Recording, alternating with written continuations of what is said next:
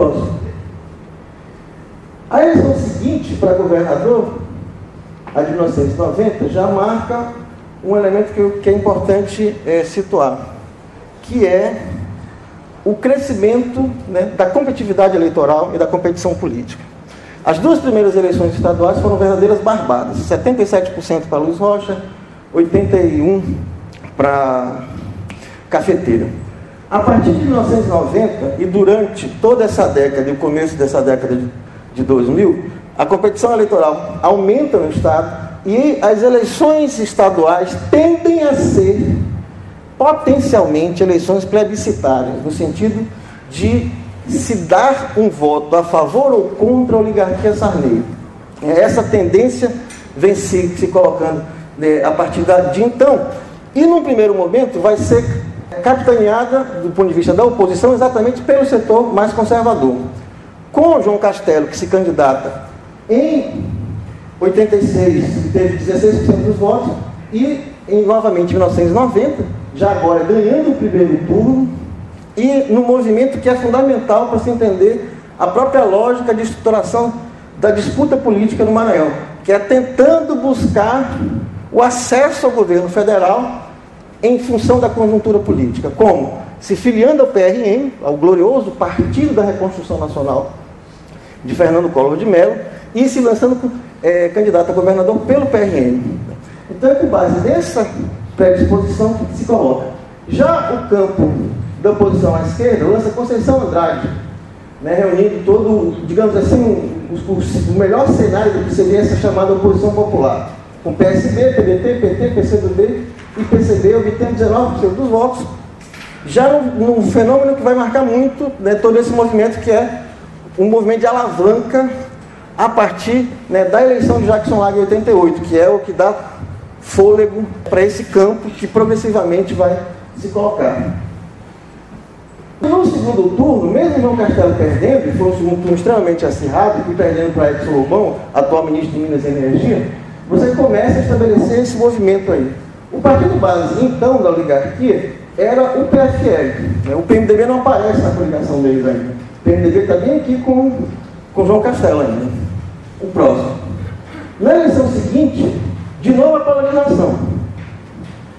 O candidato da oligarquia, o atual senador João Alberto, que tinha sido governador do Estado, era vice do Cafeteira, uma peça fundamental da engrenagem que elegeu Lobão, concorrendo com Conceição Andrade, que tinha tido uma performance eleitoral muito boa para governador, e também com Haroldo Sabor, que foi lançado candidato pelo PT, e o Jair Santana, que tinha sido candidato do Sarney antes, já tinha pulado do barco, se tornado dissidente e entrado para o PSB. Além desses, outros candidatos apareceram no campo da oligarquia, mas no segundo turno, né, entre João Alberto e Conceição Andrade, a primeira vez que tem segundo turno na capital, vai ser definido em favor desse setor popular, que na sequência elege quem? Jackson Lago em 88, depois Conceição Andrade em 92, depois novamente Jackson Lago, depois Jackson Lago reeleito, depois Tadeu Palácio. Então uma sequência de governo nesse campo. O próximo. Em 94, dentro desse mesmo processo de aumento da competitividade eleitoral e do ponto de vista estadual, você tem Rosiana Sarney tendo uma performance de 47% dos votos no primeiro turno, concorrendo já com Jackson Lago, tinha eleito a prefeito de São Luís e lançado a Frente Ética, com 20% dos votos, e o Epitácio Cafeteiro da União pelo Maranhão. Já agora, com o PSB, que por sua vez já tinha rompido esse campo. Vocês vão ver, né, eu não vou poder parar para ver todas as siglas, que ao longo desse movimento, praticamente todos se coligam com todos ao longo do processo. A divisão aqui, a oligarquia Sarney, oposição à esquerda, oposição conservadora, é, digamos, apenas um elemento analítico, um recorte analítico, mas quando você observa a movimentação partidária, em algum momento, praticamente todos se coligam com todos. O PMDB, dessa vez, já é parte importante e fundamental do grupo Sarney. E a partir de então vai ser peça importante deles. Na eleição presidencial, eles já estão ligados aí a Fernando Henrique, com 62% dos votos no Estado, contra 47 Rosiana. No segundo turno, que é o próximo slide, nós temos uma eleição extremamente apertada. A diferença foi de 18 mil votos apenas, e uma eleição com comprovados e enormes indícios de fraude. O Tribunal Regional Eleitoral aceitou rever, por exemplo, processos para deputado, mas não aceitou rever a eleição e os votos para governador do estado. De forma que você chegou depois, inclusive, a mudar a bancada federal do Maranhão, em função dessa revisão de votos, mas o governo estadual é fechado. O que já também aponta para um elemento importante desse processo.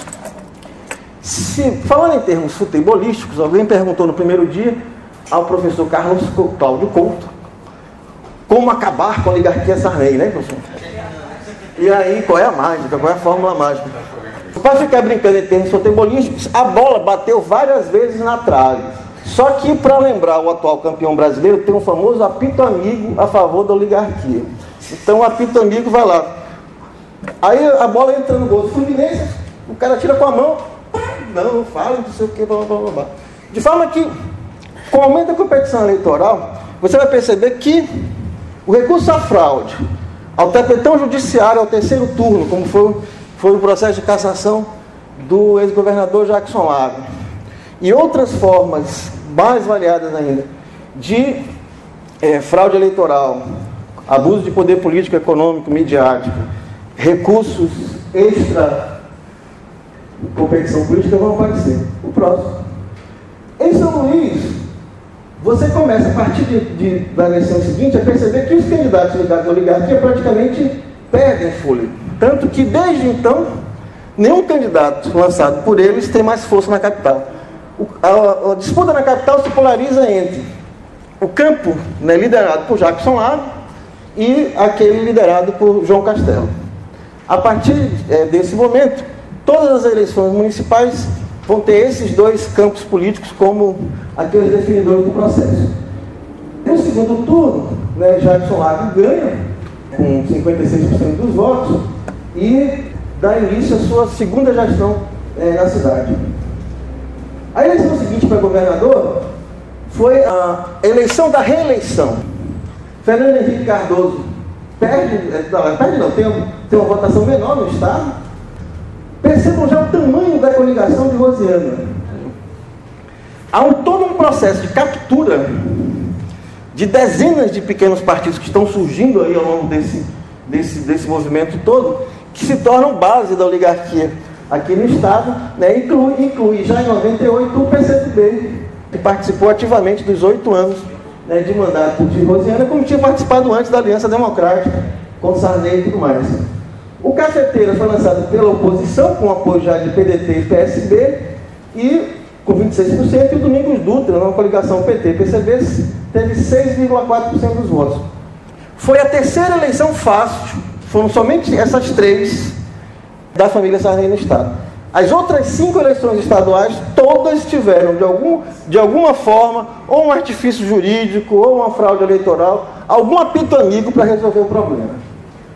Na eleição seguinte, já na capital, você tem, de novo, aquela lógica.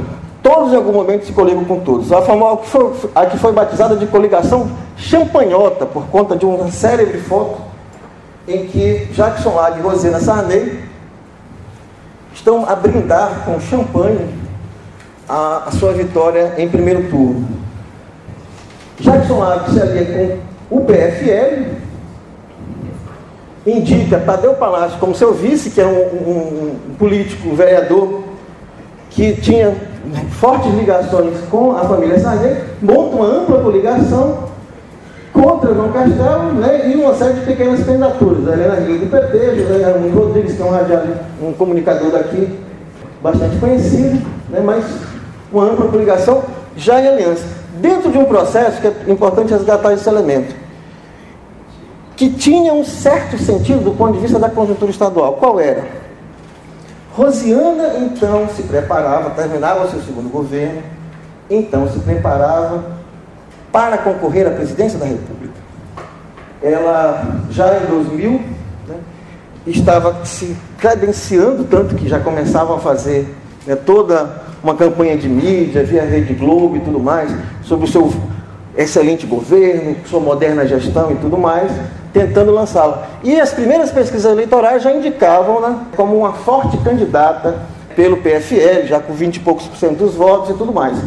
Esse movimento foi ensaiado até o começo de 2001, quando houve o famoso escândalo Lumos, desencadeado pela Polícia Federal, que invadiu, né, o escritório do seu marido, do Jorge Murat. Tinha um certo dedo da Polícia Federal, do Tucano, digamos assim, no processo, que descarta, como diz o livro do Palmeira Dórias, a candidata que virou picolé. Então, ela é descartada do processo. Mas, dentro dessa lógica de Rosiana candidata a presidente, eles ensaiaram o quê? A pacificação do Maranhão, ou seja, a união do Maranhão, por isso a aliança com Jackson Lago em 2000, e a perspectiva, inclusive, de que o próprio Jackson talvez fosse o candidato da oligarquia ao governo em 2002, no sentido de uma grande unidade do Maranhão, né, em favor da candidatura rosiana. Com o fracasso da sua candidatura, tudo isso vai por água abaixo.